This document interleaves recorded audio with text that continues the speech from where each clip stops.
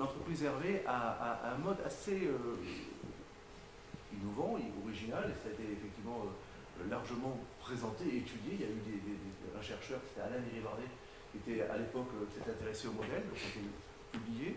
Et effectivement, ce mode de fonctionnement a, par certains aspects, pas par tous les aspects, mais par certains aspects, de grandes similitudes avec le mode de fonctionnement que nous avons dans l'armée de l'air. Notamment la volonté que nous avons de développer l'initiative. Maintenant, ça a été dit tout à l'heure, hein, on nous parle d'innovation, mais on n'a pas forcément toujours les cadres. Vous verrez comment, effectivement, dans ce modèle, qui est un de cas présenté, comment, effectivement, l'initiative arrive dans l'entreprise et comment les modèles de captation et de valorisation sont faits. C'est bien ça? Très bien. Merci, Valérie. Donc Emmanuel Hervé, je suis président du directoire du groupe Hervé Thermique. C'est une entreprise familiale de troisième génération. C'est mon grand-père qui avait créé son entreprise en 1934. Je viens de l'ouest de la France, l'ex-région Poitou-Charentes, et d'une région où mon grand-père était chaudronnier. Il travaillait dans les laiteries. Il a développé son activité durant les années 30. Il s'est arrêté pendant la guerre. Il a repris après la guerre, il a continué à développer dans le département des Deux-Sèvres, où je suis né, et pour créer 3 implantations au sud du département, à Niort, à Parthenay, au centre du département, et à Thouars, au nord du département. Et en même temps, mon grand-père a été un des fondateurs du mouvement mutualiste de la Massif. Je sais pas si vous connaissez les mutuelles, la MAF, la Maïf, la Massif. Ils sont tous nés à Niort. Il en a été le président à la fin des années 60. Et mon père donc, a créé Hervé Thermique en 1972, quand mon grand-père a pris sa retraite à partir de l'activité de chauffage qui avait été développée pour créer donc Hervé Thermique en 1972. Donc on fête cette année les 50 ans d'Hervé Thermique, qui est l'entreprise emblématique et historique de l'ensemble des activités du groupe. Et dont le siège opérationnel, enfin le siège administratif est ici en Touraine, à Jouy-les-Tours, donc c'est pas très loin. Nous sommes aujourd'hui une entité, ce qu'on appelle une ETI, de taille intermédiaire. Donc on a 3300 personnes en CDI, à peu près 550 millions d'euros de chiffre d'affaires. On est dans toutes les prestations de services dans le secteur du bâtiment, principalement. Donc nos équipes sont chez les clients, c'est important, on y viendra dans le cadre de notre organisation. On touche à tous les lots techniques du second œuvre du bâtiment, donc pas gros œuvre, mais tous les lots techniques du second œuvre, soit chauffage, électricité, courant fort, courant faible, le numérique, l'IoT, les économies d'énergie, les énergies renouvelables, le bardage, l'isolation, l'étanchéité, la couverture, le traitement d'eau, enfin tous les lots techniques du secteur du bâtiment. Et tout ce qui touche d'actualité à la transition énergétique et aux économies d'énergie. En B2B, on ne fait pas les particuliers, et en B2B, alors à la fois pour les collectivités, pour les entreprises de type industriel ou le tertiaire en termes de type de clientèle. On a aujourd'hui 70 implantations à travers, alors 60 à travers la France, mais également implantés avec d'autres noms d'entreprises sur la Belgique, le Luxembourg, la Suisse, le Maroc et l'île Maurice. Alors je précise, on commence à dire Belgique, Luxembourg, Suisse. Je suis en France, je paye mes impôts en France. Je vous expliquerai pourquoi on est dans ces pays, parce que ça fait partie de notre stratégie de développement par proximité. C'est pour ça qu'on est autour du pays français, de la France en tant que telle, dans le cadre de notre développement. Concrètement, on est organisé indépendamment des structures juridiques des sociétés. Donc Hervé Thermique, c'est la plus grosse, ça fait 2200 personnes. Mais il y a une autre société, par exemple SN Hydro, qui fait 7 personnes. Ça, c'est juridiquement. Et il y en a qui sont dans le chauffage, les travaux, la maintenance, le numérique, la production. On travaille pour Airbus pour faire des pièces d'avion à Saint-Nazaire, etc. La diversité des activités. Mais si je mets de côté les structures juridiques, nous ne sommes pas une grosse entreprise, entre guillemets, à la taille de 3300 personnes, mais 220 petites entreprises d'une quinzaine de personnes en moyenne. Donc ce sont des petites entreprises, managérialement parlant, avec un manager de proximité et une quinzaine, on va y revenir après sur le terme, d'intra-entrepreneurs. Et dans notre organisation managériale, on représente ça sous forme cellulaire, comme l'organisme du vivant. Nous avons les cellules rouges, là, ce sont ce qu'on va appeler les intra-entrepreneurs. Dans les intra-entrepreneurs, dans une équipe, c'est des personnes en fonction du métier qui vont avoir des compétences de gestion administrative, d'études techniques et de réalisation des prestations. Pour prendre l'exemple du secteur du bâtiment, ça peut être un responsable de chantier, une assistante de gestion et un technicien de bureau d'études qui va faire les calculs et les études techniques. On a une activité numérique, je reviendrai parce que c'est extrêmement important, le système d'information dans le cadre de notre organisation, l'accès à l'information. On a des chefs de projet, on a des développeurs informatiques et des assistants de gestion également pour pouvoir gérer cette activité. Et donc, les compétences de production, de réalisation, d'études et administratives sont regroupées avec une quinzaine de personnes dans une structure avec un manager d'activité, un manager de proximité. Ces personnes, vous pouvez le constater, on les a représentées comme étant en contact avec l'extérieur. Ce n'est pas le patron qui est en contact avec l'extérieur, c'est les équipes opérationnelles du terrain qui sont en contact avec l'extérieur. Je vous signale parce que souvent, on reprend des entreprises régulièrement, et dans beaucoup de quasi-totalité des entreprises que j'ai pu voir et qu'on a repris, souvent la relation commerciale, les compétences de chiffrage, etc., c'est le patron qui les détient. Et il y a des équipes de production. L'information dite importante, entre guillemets, centralisée sur la direction et sur la hiérarchie. Dans le cadre de notre organisation, ces personnes-là, on va faire en sorte de leur donner toute l'information dont elles ont besoin pour être autonomes et responsables dans les décisions qu'elles ont à prendre au quotidien directement avec leur environnement. Donc avec les clients, ou avec les fournisseurs, avec les tiers. Sans avoir besoin, à tout moment, d'en référer à leur hiérarchie par rapport aux décisions qu'elles ont à prendre.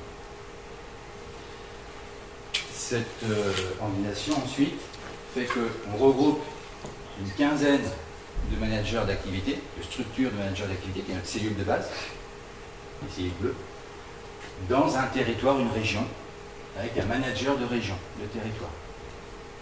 Et il y a au niveau du groupe 15 managers, une quinzaine, ils sont 17 aujourd'hui, 17 managers de région en relation avec moi-même. Pour vous présenter sous une autre forme, pour faire bouger, c'est avec la souris.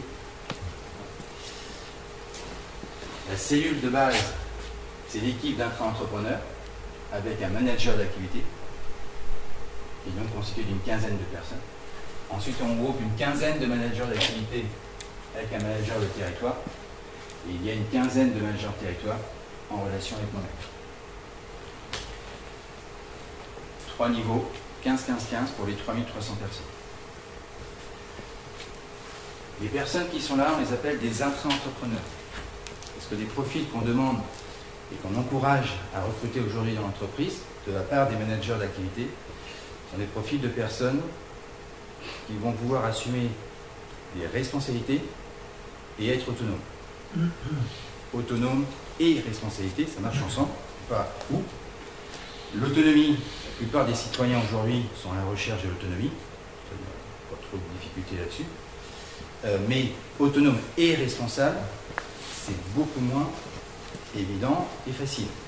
Il y en a qui confondent l'autonomie avec je fais ce que je veux, alors que quand on est responsable, on intègre dans ses propres contraintes les contraintes des autres, les contraintes de son environnement.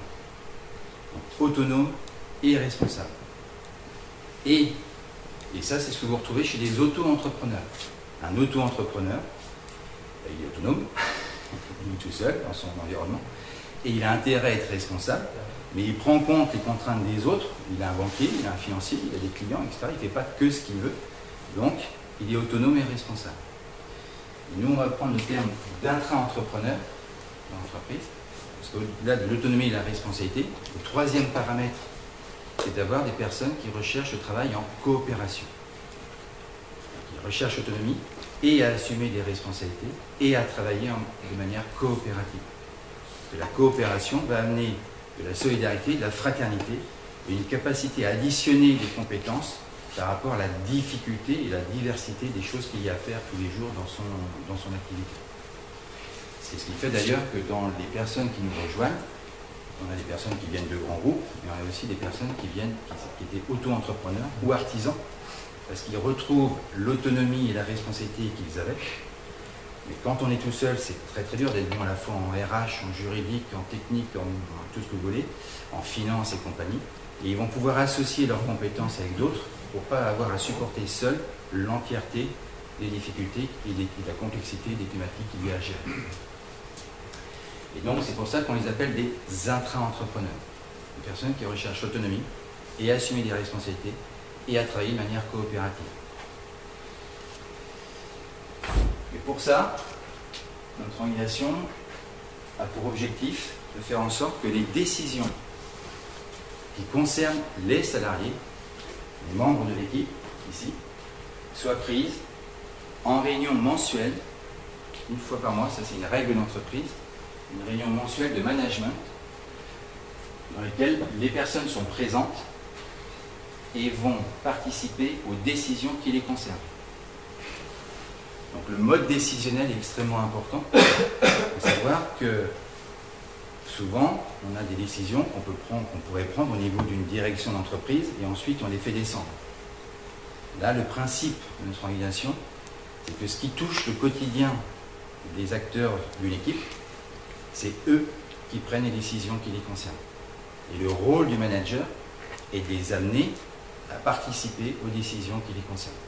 Parce que c'est ce qui va amener à ce que l'adhésion, la motivation des acteurs, aujourd'hui, dans la société en général, soit mieux prise en compte que lorsque vous faites descendre, de manière hiérarchique, plus loin d'en haut, les instructions.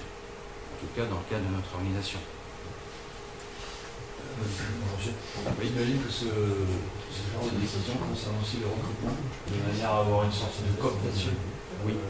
pour justement susciter l'adhésion. Absolument. C'est-à-dire que l'équipe, là, définit ses objectifs, c'est ses auto-objectifs, c'est pas, moi je ne donne pas d'objectifs au niveau de l'entreprise, c'est l'équipe qui définit ses objectifs, les moyens dont elle a besoin, matériel, humain, donc les compétences.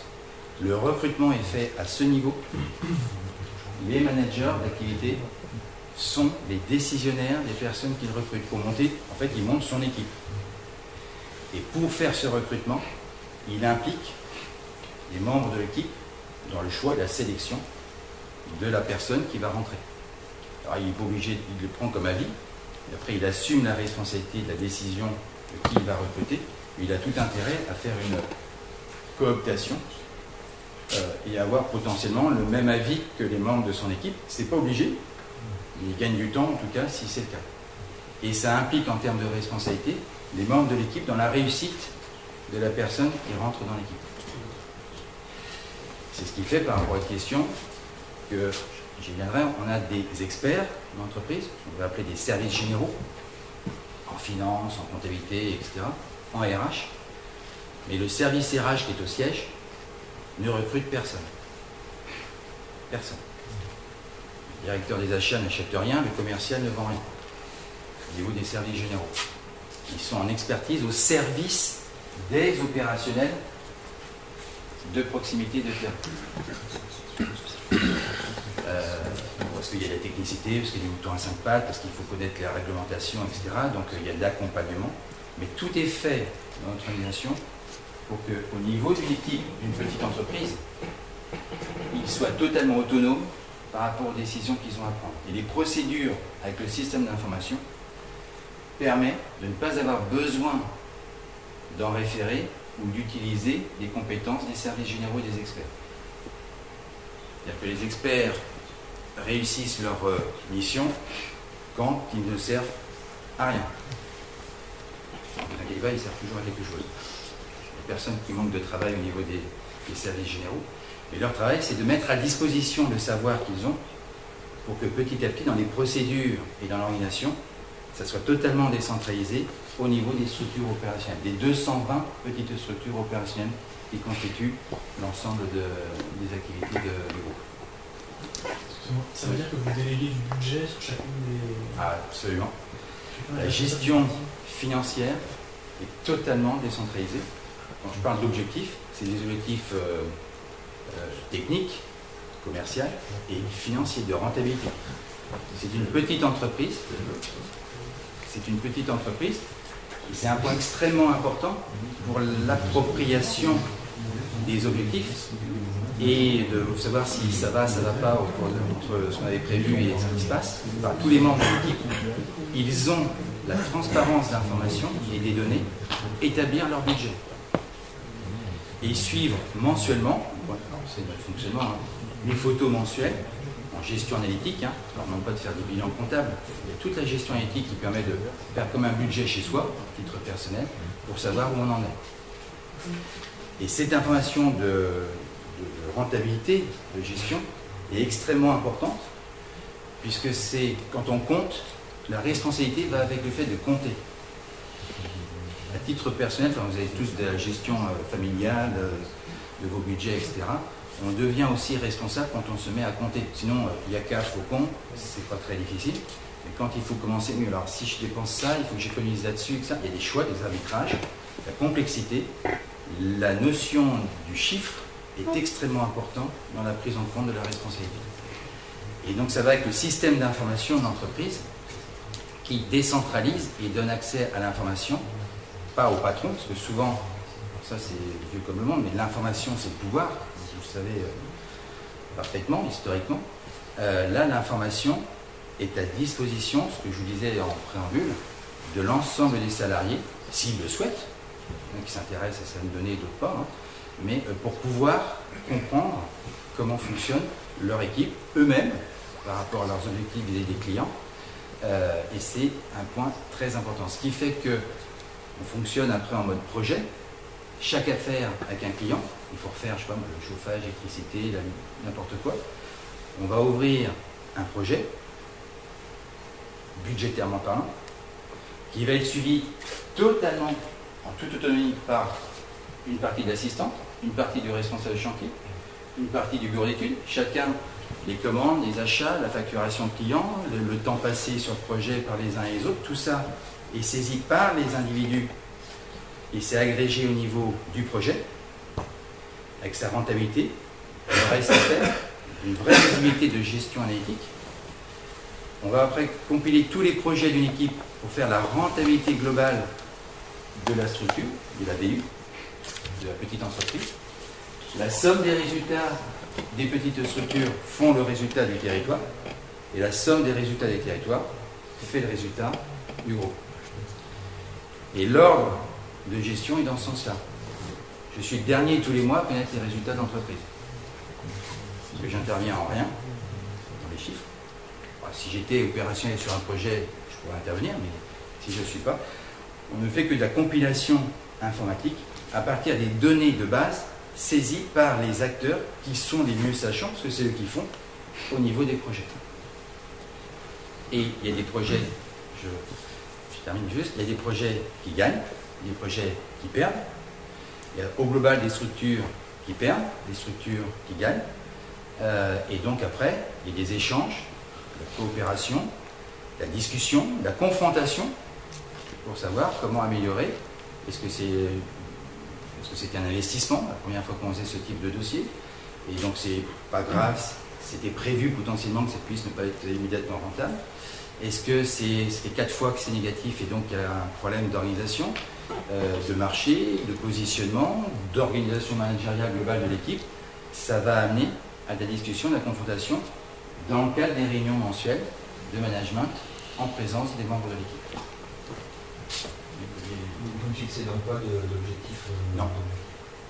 C'est vraiment une auto-évaluation. Oui. Je ne fixe pas d'objectif. Je ne démarre pas l'année, moi, en disant, en tant que dirigeant d'entreprise, il faut faire 10%. J'ai jamais fait ça. Mon père ne le faisait pas avant et je n'ai jamais fait ça. Par contre, en entreprise privée, on ne sera pas aidé si on est négatif. Donc, c'est pour ça que la gestion est extrêmement importante. En fait, la gestion est importante pour pouvoir se passer de la gestion et pas en faire l'élément central. Il faut savoir gérer. Sinon, elle se rappelle à vous et puis vous ne pouvez rien faire. Donc, ce n'est pas la finalité, la gestion. c'est pas la rentabilité qui est la finalité. Par contre, collectivement, chacun sait qu'on ne peut pas être négatif. Donc, une équipe peut être négative, mais à condition que les autres soient positives, au global. Mais le niveau de rentabilité, je ne le définis pas. Et tout le monde, malgré tout, quand vous responsabilisez les acteurs d'une entreprise, ils savent que si on est à zéro, ils ont un cœur de réussir. Premièrement, il y a une motivation, il y viendra après. C'est pas la motivation du résultat du groupe qui les intéresse. Même si indirectement après ça les intéresse par rapport à l'intéressement, la participation et les primes qui vont être collectivement distribuées par rapport au résultat global de l'entreprise. Mais au quotidien, c'est pas ça qui les motive. C'est le fonctionnement de leur projet avec leurs clients et avec leurs collègues. C'est ça la motivation première. Oui, et puis pour comprendre, parce que tout ça, vous nous expliquez les modalités, alors peut-être que vous ne voudrez pas nous livrer, mais quel est votre projet d'entreprise? Sous-entendu, vous, qu'est-ce qui le matin vous émeut? C'est que vous voulez faire baisser le taux de chômage en France, vous vous enrichir, vous avez des actionnaires? Parce qu'au bout du bout, quand même, tout ça, ça a vocation à porter une vision et un projet propre. Qu'est-ce que vous pilotez votre entreprise à quoi? Pour comprendre finalement toutes ces modalités ont vocation à... Voilà. Alors, le rôle des managers à différents niveaux, on prend l'image des chefs d'orchestre. Le chef d'orchestre, il a, quand vous regardez un orchestre symphonique par exemple, les solistes sont plus forts que le chef d'orchestre dans leur domaine. Et donc il a intérêt à recruter des personnes qui ont une capacité à être plus forts que le manager potentiellement, d'un point de vue de leur domaine de compétences ou d'expertise. Et quand vous regardez un orchestre jouer, j'avais vu Daniel Barenboim dans une émission, il était même assis avec le public et son orchestre jouait parce qu'ils connaissent les morceaux par cœur. Et on se demande à quoi sert le chef d'orchestre, dont on ne connaît pas trop. Il ne sert à rien, a priori, sauf qu'il a un rôle de garant de l'harmonie. Tout le monde peut être bon individuellement, mais il y a une harmonie à créer entre les membres de l'équipe, premièrement. Et deuxièmement, il représente l'équipe vis-à-vis de l'extérieur. Et c'est pour ça d'ailleurs qu'à la fin de la représentation, quand le public applaudit, le chef s'est tourné, le public applaudit le chef. Ce que fait le chef généralement, c'est qu'il se retourne, il fait lever les membres de son orchestre pour que le public, les clients, l'extérieur, applaudissent non pas le chef, mais son équipe. Et donc quand on est dans cette démarche-là, l'important en tant que manager, c'est d'avoir plaisir à faire réussir les membres de son équipe, parce que ça sera sa propre réussite. Alors, ça paraît peut-être théorique, etc. Mais je peux vous assurer qu'il y a beaucoup de personnes qui prennent un plaisir immense à ce que les membres de son équipe s'élèvent et réussissent. Et ça lui permettra à lui de pouvoir faire d'autres choses, qui vont l'intéresser, le motiver en tant que tel, plutôt que de jouer un rôle descendant et à devoir tirer en disant je suis chef, suivez-moi. C'est Napoléon Pondarcol, c'est moi qui tire l'ensemble de l'équipe. Aujourd'hui, en tout cas, dans le monde dans lequel on est, je pense qu'on est beaucoup plus adapté à l'évolution de l'organisation de la société, à faire en sorte d'avoir des petites structures très autonomes, qui vont s'adapter très vite à leur environnement, et pas à ce qu'on veut au niveau de la hiérarchie, en termes de dynamique, de positionnement ou d'adaptation à un environnement qui bouge très très vite. Et c'est ce qui fait que la stratégie de l'entreprise, c'est pas moi non plus qui la définis. Avec mon comité de direction, je pourrais dire qu'avec les 15 responsables de territoire, tous les mois, bon, tiens, on va s'implanter à, je sais pas, une ville où on n'est pas, ou dans un pays, on va lancer un métier, etc. Alors, on peut y réfléchir, c'est pas interdit. Mais la stratégie et toute l'organisation est faite pour aller du bas vers le haut. Et donc, quand on a des équipes, un manager avec des salariés, des intra-entrepreneurs qui sont motivés pour faire un métier ou développer quelque chose, l'actionnariat de l'entreprise va être d'accompagner l'envie d'entreprendre des intra-entrepreneurs de l'entreprise. On a un module de souhait d'évolution, ouvert 24 heures sur 24 pour que n'importe quel salarié puisse dire tiens, je suis là, mais j'aimerais aller à l'île de la Réunion. Ou je suis là et j'aimerais aller à Toulouse. Ou je suis dans telle fonction et j'aimerais évoluer dans telle fonction. 3 demandes sur 4 est satisfaite. Soit parce que c'est facile à faire, soit parce qu'on va créer même un projet business unit, parce qu'on a trouvé des personnes qui avaient potentiellement cette motivation pour lancer ce projet. Je prends un exemple tout récent, là, j'ai un manager qui est à Valence, qui est intéressé, qui nous a fait part, qui était motivé dans un projet de vie avec sa femme, ses enfants, pour aller à La Réunion, l'île de La Réunion. On n'est pas implanté sur l'île de La Réunion. On a regardé si on pouvait reprendre une petite entreprise pour aider, etc. On a fait un dossier, on n'a pas réussi. Et il nous a dit, mais je vais quand même y aller, et on va partir de zéro pour essayer de lancer l'activité. Et il y va là au mois de juillet, dans le cadre d'une démarche. Je n'ai pas décidé il y a 6 mois ou il y a 3 ans, il faut que j'aille à La Réunion et c'est indispensable, etc. Ça a été une appropriation de projets qui viennent des motivations du terrain. Un autre exemple, ici de l'innovation, on a une activité par exemple de traitement d'eau. On fait toutes les piscines collectives. La partie technique, c'est le traitement d'eau. Et on a sur Saint-Étienne un manager qui est passionné par cette activité. Et ça vient, en 1995, on avait repris une entreprise à Saint-Étienne qui faisait l'activité de traitement d'eau. Alors dans le groupe, on ne faisait pas cette activité. C'est minorité par rapport aux activités du groupe. Et tant qu'il y a des personnes qui sont motivées, on garde les activités. Et il développe son activité. Et il vient de créer un filtre céramique en partenariat avec Saint-Gobain. C'est pour les piscines collectives, hein, donc c'est des filtres pour économiser l'eau, l'énergie par rapport aux piscines, dans sa motivation avec les membres de son équipe, qui met à disposition après à l'ensemble du groupe qui veulent aller sur cette activité de traitement d'eau. Et donc on voit que quand on écoute les motivations du terrain, c'est beaucoup plus puissant, sans forcément maîtriser à l'avance là où on va aller. L'image qu'on prend, c'est que le chemin se fait en marchant. Le chemin se fait en marchant. Ça peut pousser dans tous les sens comme un arbre. De temps en temps, il y a des choses qui ne marchent pas, hein, parce que tous les projets ne sont pas viables. Ça arrive. Et on peut arrêter un projet, on peut restructurer, on peut licencier des personnes parce qu'il n'y a pas de ça ne fonctionne pas. Mais le fait de laisser entreprendre le maximum d'initiatives venant du terrain fait qu'on va développer des activités auxquelles on n'aurait pas pensé, des motivations auxquelles on a répondu, qui vont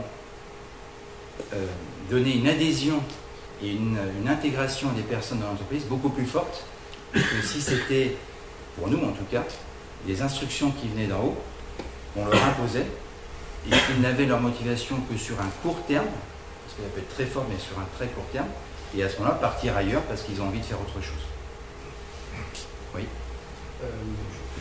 À titre personnel, je suis totalement convaincu par votre démonstration et de toute façon le succès économique de votre entreprise suffit déjà en conclusion.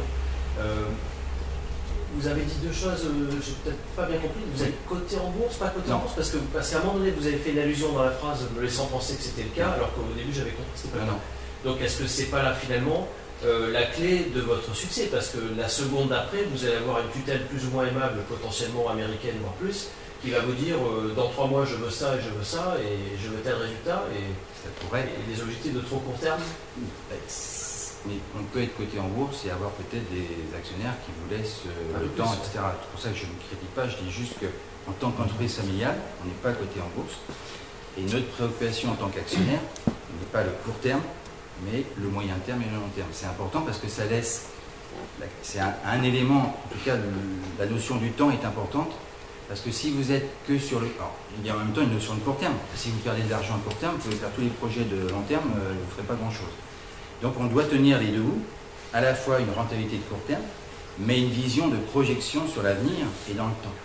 Et parfois, les innovations qui paraissent anodines à l'instant T et pas rentables seront peut-être ce qui sauvera l'activité dans 5 ans ou dans 10 ans. Et inversement, les activités qui sont très rentables aujourd'hui vont disparaître. Ce qu'il faut bien comprendre, et pourquoi notre organisation managériale en est... Alors, ça fait 50 ans, ce n'est pas une mode qu'on a pris en tant que telle, c'est que je pense que c'est tout à fait adapté à l'évolution de notre monde. Je vais sortir de mon entreprise, mais pour imager la démarche. On est dans un monde où en 50 ans, l'humanité a plus de connaissances que depuis l'origine de l'humanité. Pourquoi? Il y a 100 ans, je n'ai pas les chiffres exacts, mais c'est les ordres de grandeur, il y avait peut-être des personnes qui faisaient des études, c'était peut-être 10% de Japonais, 10% d'Européens, 10% d'Américains, sur 4 milliards d'habitants.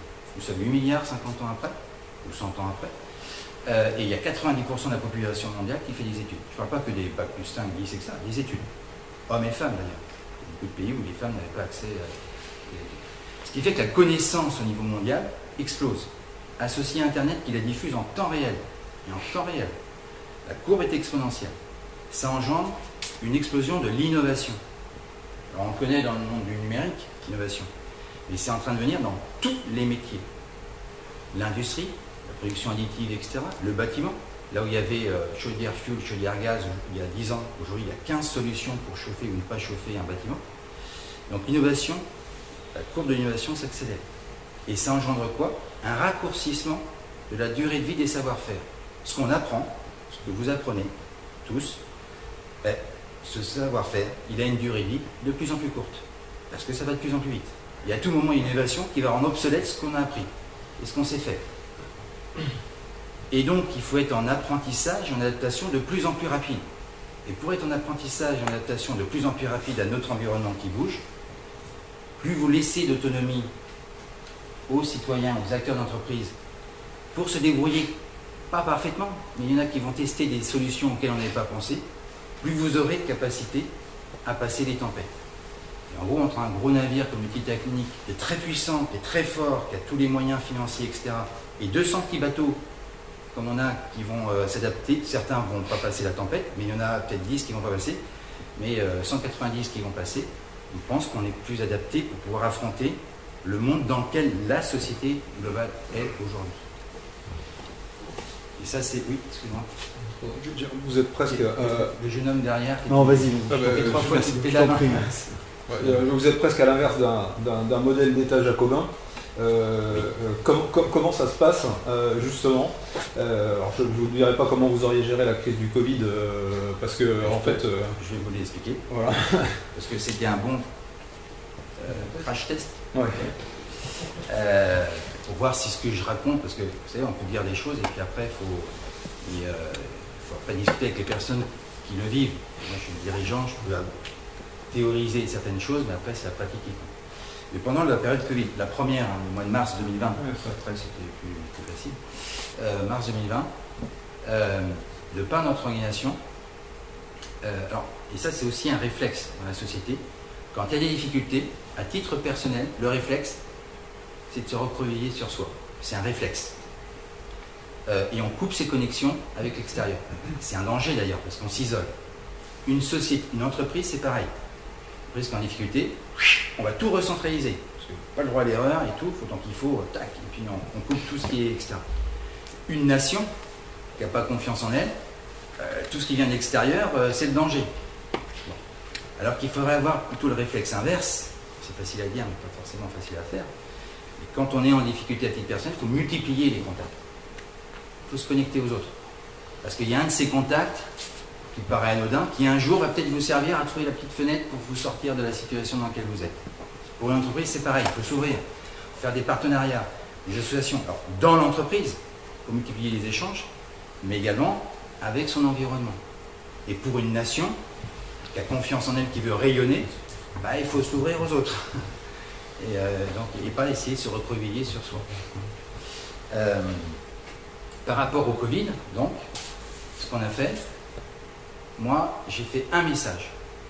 Parce qu'on me demandait, les représentants du personnel, les managers, etc. J'ai fait un message. Quand le président a dit c'est la guerre, il faut s'isoler, enfin, c'était le vendredi ou jeudi, je ne sais plus là. Le samedi, j'ai fait un message, parce qu'on a des forums qui sont ouverts à tous les salariés depuis 1997, des précurseurs sur le numérique, et accessible sans aucune censure, aucune contrainte d'une sorte, et qui permettent de mettre un message comme une bouteille à la mer à tous ceux qui veulent lire le message.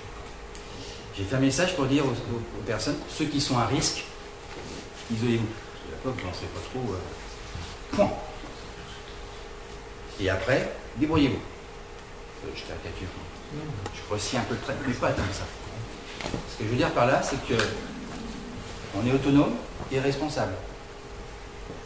Je vous fais confiance, pas au niveau national, pas au niveau de la Belgique, de la Suisse, etc.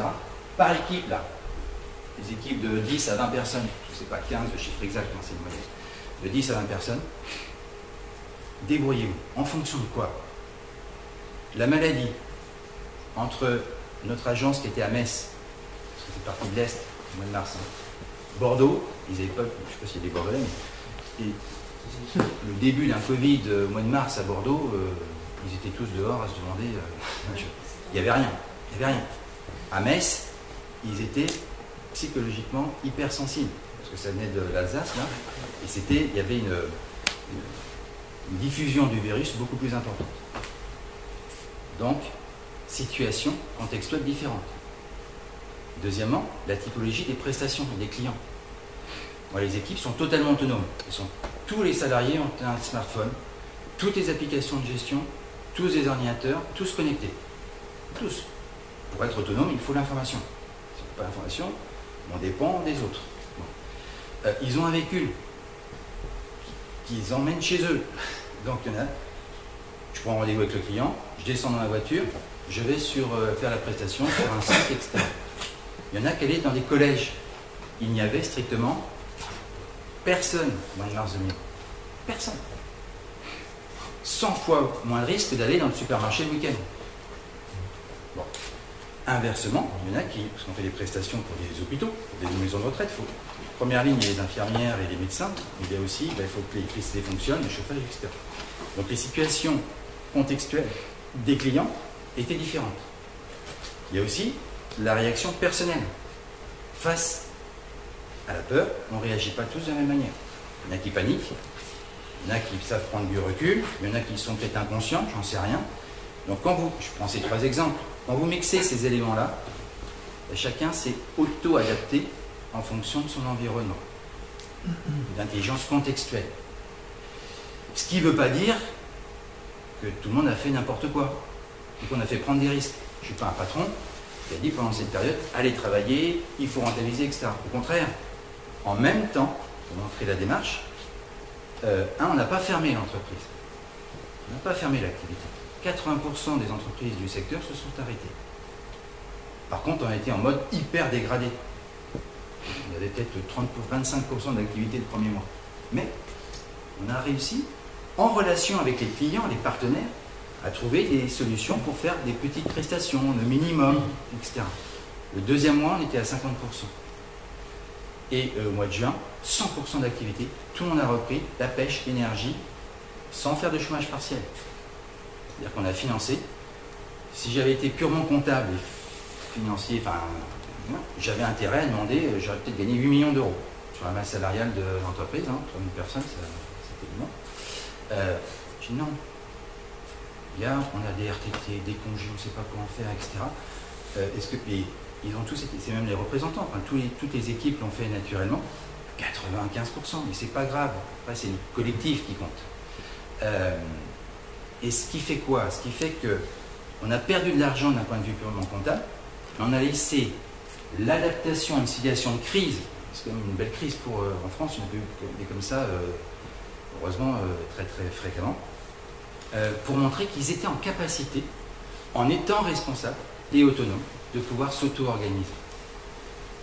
Avec des échanges. Quand je dis ça, il y a plein d'échanges, de coordination, est-ce qu'on fait ci? On ne laisse pas les gens faire n'importe quoi, mais en laissant le maximum d'autonomie au terrain et au local. Et ils ont trouvé eux-mêmes leur organisation pour pouvoir s'adapter. Et quand vous faites ça, je me trompe peut-être, mais vous savez que ce que je pense, c'est que la surprotection fragilise. C'est-à-dire que quand vous surprotégez les personnes, attention, une fois que vous voulez faire apprendre les stagiaires un métier, il n'a pas le droit de monter sur une échelle, il n'a pas le droit il ne fait rien, il reste assis, il n'apprend rien. Et à un moment donné, le principe de précaution qu'on a dans la Constitution est dramatique. Parce que entreprendre, c'est prendre un risque. C'est la vie. Si je ne prends plus jamais aucun risque, je ne bouge plus et je meurs. Or, le mouvement est plus important. Par contre, pas dans n'importe quelle condition. Ce n'est pas des risques inconsidérés, c'est des risques qui doivent être mesurés. Mais si on veut vivre, il faut être en mouvement, il faut entreprendre, et pour entreprendre, il faut accepter une part de risque, la plus maîtrisée possible. Et donc, quand vous donnez ça en exemplarité ou en dynamique au niveau des citoyens, qui sont aussi des salariés, qu'ils ont affronté des difficultés, comme la vie est faite de problèmes, ça va aujourd'hui, demain il y a un problème familial, un problème professionnel, un problème, etc. ils vont engranger de la confiance en eux pour pouvoir se dire, un problème, c'est la vie, il faut qu'on voit comment on peut maîtriser ce problème ou traiter ce problème. Et donc, je suis en action pour essayer de trouver des solutions. Et cette énergie positive vaut largement les 8 millions de pertes à ne pas demander du chômage partiel pour dire aux personnes, restez chez vous, vous êtes payés et vous avez vécu la guerre. Vous êtes dans l'armée. Je souhaite à aucun Français de vivre la guerre. Hein, ce qui se passe en Ukraine, en Syrie, c'est autre chose que ce qu'on a vécu avec le Covid. Je pense. Hein. Merci. Est-ce que vous avez des problèmes de fidélisation du personnel? Enfin, est-ce que vos employés, du coup, ont tendance à vouloir... Alors, je réponds, puis après je... Juste, on a un timing de 10 minutes. Oui. Est-ce que par rapport au reste de la présentation... Non, c'est bon, Sur la partie outils. On s'arrête à 45 pour nous. Je m'adapte à vos questions, c'est peut-être... Sur la partie outils, est-ce que c'est très Dans notre organisation, très clairement, les personnes qui se plaisent dans le cadre de ce fonctionnement, parce que c'est pas facile d'assumer des responsabilités. Les gens le réclament, mais parfois ça met face à ses propres contradictions. Et donc ça peut parfois ne pas plaire à certaines personnes. Et je ne porte pas de jugement de valeur. C'est-à-dire qu'il y a des personnes qui préfèrent être exécutants plutôt que responsables. Et je ne juge pas, franchement, il n'y a pas de jugement par rapport à ça. Ça peut se comprendre, il y a des personnes qui préfèrent, moi j'arrive à 8h, je pars à midi, je commence à 14h, je termine à 17h, je fais ce qu'on m'a dit de faire, et je m'en vais, et puis si c'est pas terminé, etc., c'est pas grave, parce que c'est pas ma responsabilité. Quand vous êtes responsable, parfois, à 17h, le client est là et qui vous sollicite, etc., ça vous fait travailler, vous vous sentez un peu impliqué. Et donc ça ne correspond pas à tous les tempéraments. Donc il y a des personnes qui ne vont pas rester par rapport à ça. Et puis il y a des personnes qui veulent aller chercher aussi de temps en temps, quand vous avez 10 ans ou 15 ans dans l'entreprise, de se dire tiens, il faudrait que j'aille voir ailleurs un peu comment c'est. Et c'est pas grave, ça arrive. Ce qui est génial, c'est quand ils reviennent, parce que là c'est la meilleure des communications qu'on puisse faire, et il y en a qui reviennent. Et l'autre élément par rapport à la fidélisation, c'est qu'on donne l'envie d'entreprendre, des intra-entrepreneurs. Et quand on fait des intra-entrepreneurs, et c'est bien, il y en a qui disent mais je vais me mettre à mon compte, parce que quelque part, j'ai envie de me lancer dans l'activité moi-même, etc. Et ça arrive. Et c'est très bien. Parce qu'on les retrouve des fois même en sous-traitant. Quand les séparations, c'est comme dans un couple, hein, parfois il vaut mieux se séparer et chacun suivre son trajet, que de forcer les gens à rester ensemble. On est libre en France, heureusement. Hein, ça participe de la motivation pour certains de se dire je vais faire mon entreprise en auto-entrepreneur ou avec ma famille ou avec un ami, etc. Et qui peuvent aller dans cette direction. Mais qui parfois aussi, je fais une journée d'accueil tous les mois par rapport à ceux qui ont 3 ou 6 mois dans l'entreprise. On fait un tour de table, je demande toujours vous venez d'où et vous avez connu comment, etc. Il y a souvent autour de la table des personnes qui viennent des grandes entreprises, des confrères, mais je ne critique pas, mais qui ont souvent le manque de responsabilité pour traiter les sujets de A à Z. Parce que souvent, en France, on fonctionne en silo. Vous commencez une démarche, et c'est un collègue qui prend la suite, puis un autre qui prend la suite, puis après c'est la hiérarchie qui prend le total, et vous ne savez pas si ce que vous avez fait, ça sert ou ça ne sert pas. Dans notre organisation, les personnes ont le retour, et c'est hyper puissant en termes de motivation, le retour du fruit de leurs actions, parce qu'ils gèrent de A à Z les actions qu'ils mènent. Et le retour, il vient non pas de la hiérarchie, mais il vient de l'environnement, des clients, des fournisseurs, donc des tiers, et des pairs, PAIR, des collègues. Et ça, vous assurez qu'aujourd'hui, dans la société en général, mais vous le voyez, le président peut prendre une décision, pression, contre-pression, immobilisme. Il faut essayer de passer de la verticalité à l'horizontalité pour que les contraintes que je me donne soient des contraintes que je prends vis-à-vis non pas de ma hiérarchie, mais vis-à-vis de mon environnement. Mes collègues de travail et mes clients et mes fournisseurs. Et à ce moment-là, c'est une adhésion et les personnes se plaisent dans ce fonctionnement parce qu'ils ont, dans un cadre de responsabilité, toute l'autonomie pour s'organiser comme ils veulent. Et la notion du temps de travail devient quasiment secondaire. C'est-à-dire qu'ils font plus de travail en nombre d'heures. C'est qu'ils peuvent s'organiser, ils veulent arriver plus tôt, plus tard, pas travailler le vendredi, travailler le samedi, etc. C'est par rapport aux engagements qu'ils ont pris par rapport à leur environnement et les objectifs qu'ils ont, qui vont pouvoir se réaliser. Et c'est beaucoup mieux ressenti aujourd'hui dans la société dans laquelle on est, par les jeunes et les moins jeunes. Oui. Je voudrais savoir, comment est-ce que vous adaptez votre mode de promotion interne? Parce que de ce que j'en comprends, les qualités que vous cherchez du manager, elles sont assez antinomiques des qualités traditionnelles du leader qui va se mettre en avant, qui sait tout faire, qui sait tout mieux que tout le monde, etc. Là, c'est plutôt quelqu'un qui doit être en retrait et savoir laisser les autres s'exprimer. Comment est-ce que vous faites votre promotion interne dans cette Alors, dans les postes de manager d'activité, 60% c'est de l'évolution interne. C'est-à-dire qu'à un moment donné, c'est un des intras qui va demander, dans l'équipe ou dans une autre équipe, quand il y a un poste qui se libère, à évoluer dans un poste de management. Ça peut être une assistante de gestion, ça peut être un technicien de maintenance, un responsable de chantier, un bureau d'études, etc. Peu importe. Il va à ce moment-là postuler et on a 60% d'évolution interne et 40% qui sont des recrutements externes. Parce qu'il n'y a pas tout le temps les personnes en interne. Quand ça vient de l'interne, c'est plus facile parce qu'il y a déjà la culture de l'entreprise et du mode managérial, concertatif. Et on se rend compte que ce n'est pas le meilleur technicien qui est le meilleur manager. Alors c'est pas le plus mauvais non plus, on rassure. Mais c'est pas nécessairement le plus expert qui est le meilleur manager.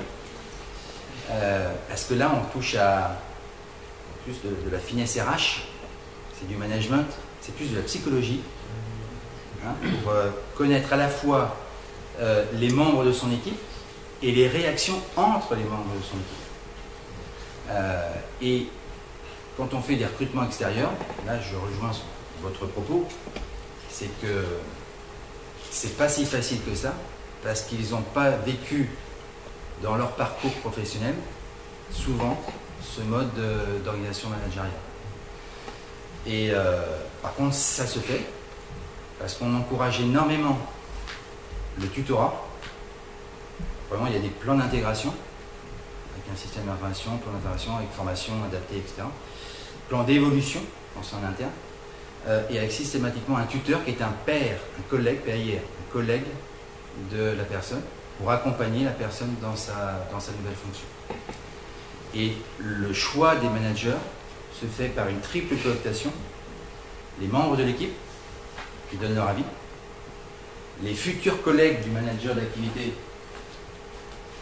dans le territoire, et le N+1 qui, in fine, décide. Mais dans 9 cas sur 10, il va avoir les mêmes... mais il peut avoir potentiellement une décision qui soit à l'opposé du choix des membres de l'équipe. C'est quelque chose qu'il faudra qu'il l'assume après si jamais ça ne marche pas. Mais ça se passe plutôt très très bien dans le cadre de la cooptation. Mais par rapport aux personnes qui viennent des autres entreprises, effectivement, il y a un temps d'adaptation, mais qui est d'autant plus facile si il y a déjà dans l'équipe des intra-entrepreneurs qui ont de l'ancienneté. Parce qu'en fait, c'est eux qui vont pousser le manager à ne pas aller dans une direction qui n'est pas celle qu'ils avaient l'habitude d'avoir.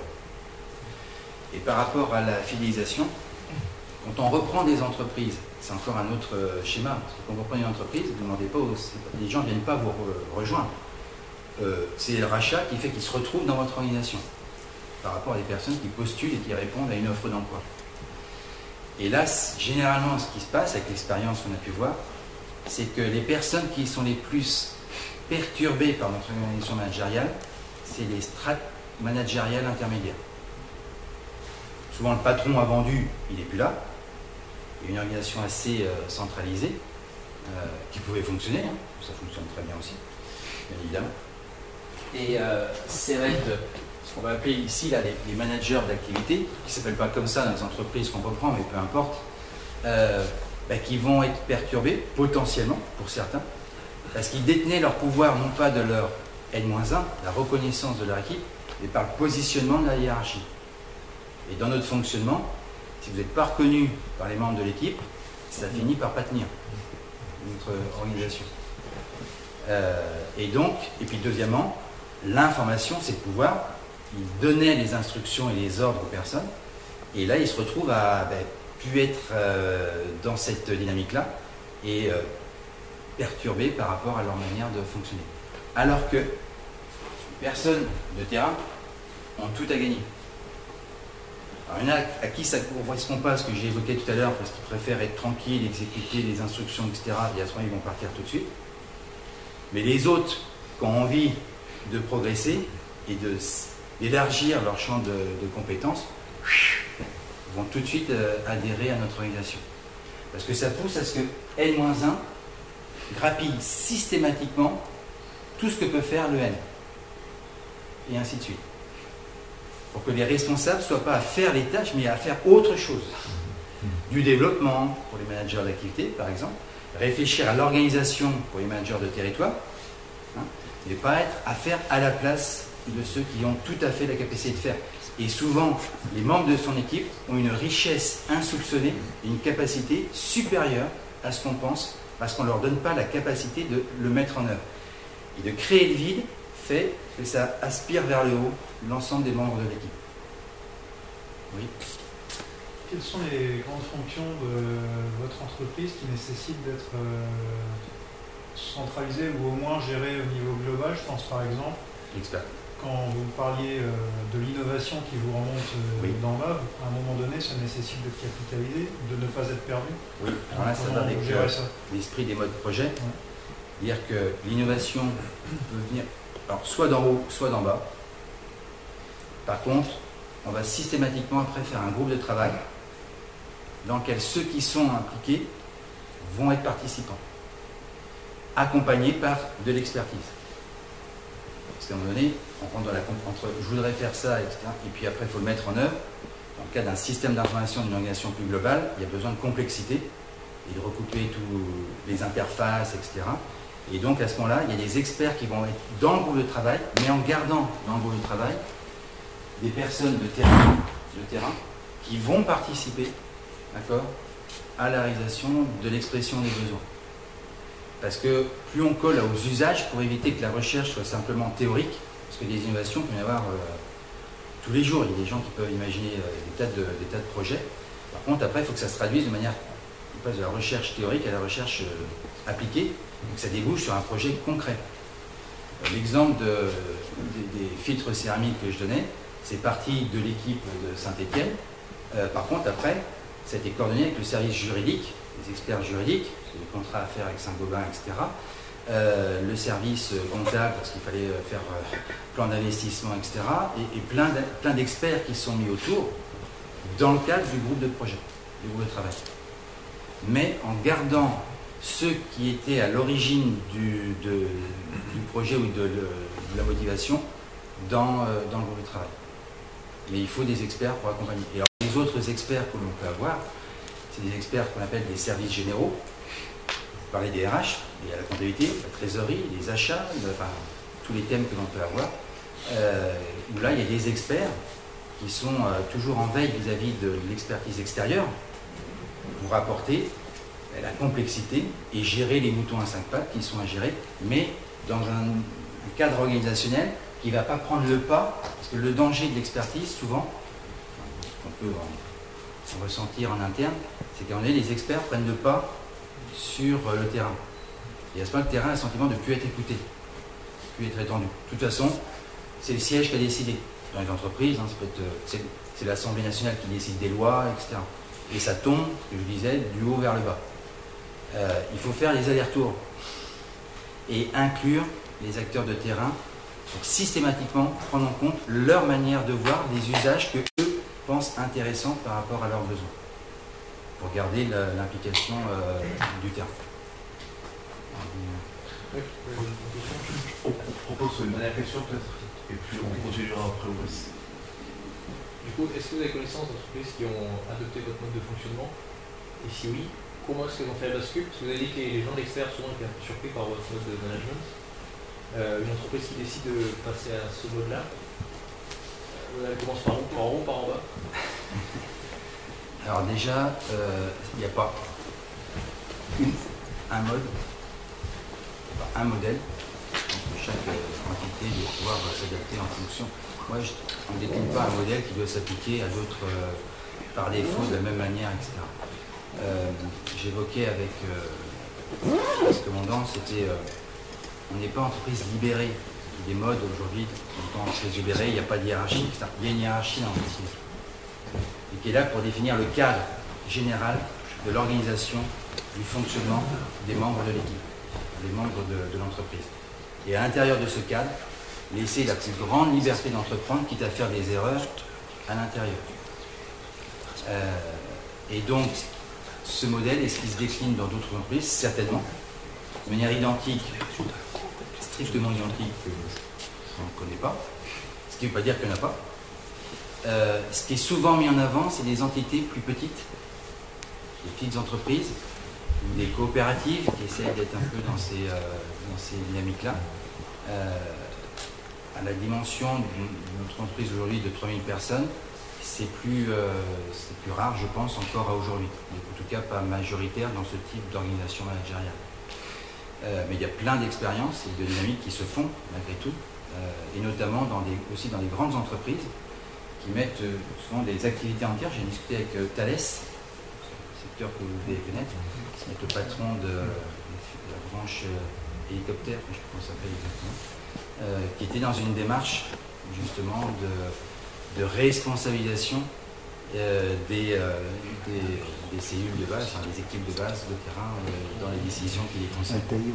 Mais il y en a d'autres qui sont dans ces dynamiques. Il est strictement identique que non, et puis c'est pas grave parce qu'il faut toujours avoir des différences. Il n'y a pas qu'un modèle dans les organisations.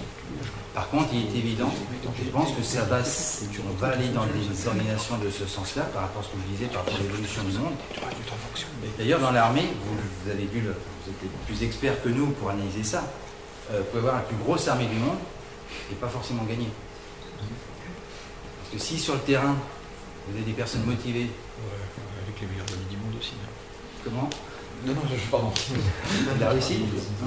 Le parallèle serait purement fortuné. Oui, et même la guerre au Liban, l'ancienne guerre au Liban, l'armée israélienne était la plus puissante. En face, il y avait des. Je ne suis pas expert, je n'ai pas tous les éléments d'analyse, mais vous aviez des petits groupes très, a priori, pas coordonnés les uns avec les autres, qui étaient très mobiles, etc. On peut avoir la plus grosse armée. Alors, si on prend l'arme nucléaire, on ne parle plus, parce que c'est autre chose. Mais dans les guerres traditionnelles, aujourd'hui, c'est pas forcément le plus fort qui gagne tout le temps. C'est plus complexe que ça, semble-t-il. Hein. Je dis ça, vous connaissez mieux ça que moi, mais voilà. Et donc, c'est une démarche globale du monde, avec l'information qui devient accessible à tout le monde. Ça change beaucoup, parce que l'information est cruciale. Ça, vous savez, l'enseignement, et l'information est cruciale. Et aujourd'hui, l'accès à l'information, c'est mondialisé et accessible à tout le monde. Et ça change beaucoup les choses. Il y a beaucoup les relations avec les experts.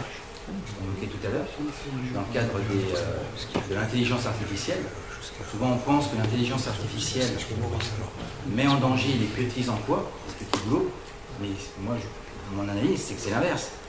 C'est les experts qui sont les plus sensibles à l'intelligence artificielle. Parce que dans le secteur du bâtiment, l'expertise, quand on fait des sinistres, etc., il faut faire des analyses d'experts par rapport à ce qui s'est passé. On est en train de mettre dans les logiciels toute l'expertise, tout le savoir des experts est en train d'être mis dans les logiciels. Les médecins, les avocats, tout leur savoir qui met 15 ans à apprendre, se retrouve quasiment pour un coût zéro et accessible à n'importe qui dans des logiciels. Et donc l'expertise évolue et on va aller, je pense, vers un monde où plus on va robotiser et informatiser tout, plus par ambivalence, l'humain va prendre de l'importance. Quand je parle de l'humain, la manière de mettre en œuvre les savoir-faire. Donc les qualités comportementales intrinsèques à chacun d'entre nous, c'est ça qui va faire la différence, la relation personnalisée qu'on va entretenir avec ses interlocuteurs. Un truc tout bête, hein, mais d'être poli, de dire ce qu'on fait, de dire ce qu'on n'a pas fait, d'être transparent, d'être franc, sincère. Je suis convaincu, aujourd'hui, c'est ce qui fait la différence dans les relations professionnelles. Alors vous pouvez toujours avoir des gens mal intentionnés, tordus, qui fonctionnent, mais il y a toute une partie de l'activité qui se fait avec des personnes qui vont rechercher, pour être dans une relation de confiance, des personnes dont la qualité comportementale est à l'identique de la leur. Et c'est vrai entre entreprises, et c'est vrai entre citoyens, et c'est vrai entre collègues, et c'est vrai dans les familles, etc. Et ce type d'organisation managériale pousse à assumer ce qu'on est, avec ses différences, et surtout pas des personnes qui pensent la même chose, hein, c'est pas grave, parce que l'intelligence vient de la diversité. On a le droit de ne pas être d'accord, mais on se respecte, et on se dit les choses par devant, par sincérité et franchise. Ça fait gagner un temps fou dans les relations et l'organisation des entreprises.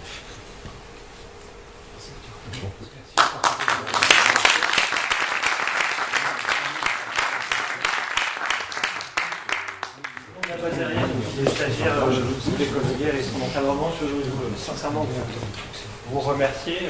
J'en ferai surtout pas une synthèse, mais enfin, en tout cas, vous avez été très inspirant. Cette logique, en tout cas, fait partie de la logique d'outils, mais n'empêche, vous avez montré, je pense que cette logique d'entrepreneuriat, vous la liez fortement à l'innovation, et puis derrière à l'organisation, et puis aux qualités humaines des gens. En tout cas, je pense que tout ça a résonné dans nos têtes, parce que vous avez dit à la fin, j'ai pas peur du prince, mais j'ai peur des barons. Je pense que ça nous parle pas mal. Cette logique où nous, on aime bien l'homogénéité, donc forcément, ça vient du haut, donc on ne vous a pas posé la question, mais forcément, vous avez des modules qui sont hétérogènes, mais vous acceptez cette hétérogénéité au profit d'efficacité. Et ça, c'est des choses dans lesquelles je pense qu'il y a tout un tas d'institutions, je ne citerai pas, on a besoin de se soigner. En tout cas, vous avez donné énormément d'éléments qui, moi, en tout cas, à titre personnel, et puis les stagiaires vous le diront à midi, et je ne suis surtout pas là pour les guider, ils ont un encadrement pour ça, m'a beaucoup inspiré. En tout cas, je vous remets au nom de l'armée de l'air et de l'espace, nous faisons tous partie là. Alors, ce qu'on appelle le COINS, c'est très otanien pour le coup, de la base aérienne. On ne le remet pas à tout le monde, mais au moins à nos gens qui nous ont vraiment rendu un grand service. Et puis on le ressortira. Mais je vous expliquerai à midi une petite tradition. À quoi ça correspond? Voilà, mais vous verrez, je vous expliquerai à midi une petite tradition à chaque France Programme pour la sortir, sinon on se voit quelque chose. Non, j'ai sur moi. Presque, à chaque fois que vous viendrez sur la base aérienne, poche. Merci beaucoup Emmanuel. En tout cas, on s'est rencontrés là. Moi je connaissais cette histoire d'entreprise, pas autant que ce qui était exprimé. Évidemment, ce modèle est très différent du nôtre, je l'entends, mais aujourd'hui, ce qui a été lancé notamment par le CEM, le support de la, on va dire, de l'initiative au niveau d'API, tu en parleras davantage, de moi, puisque Vital a été l'initiateur de cette démarche-là.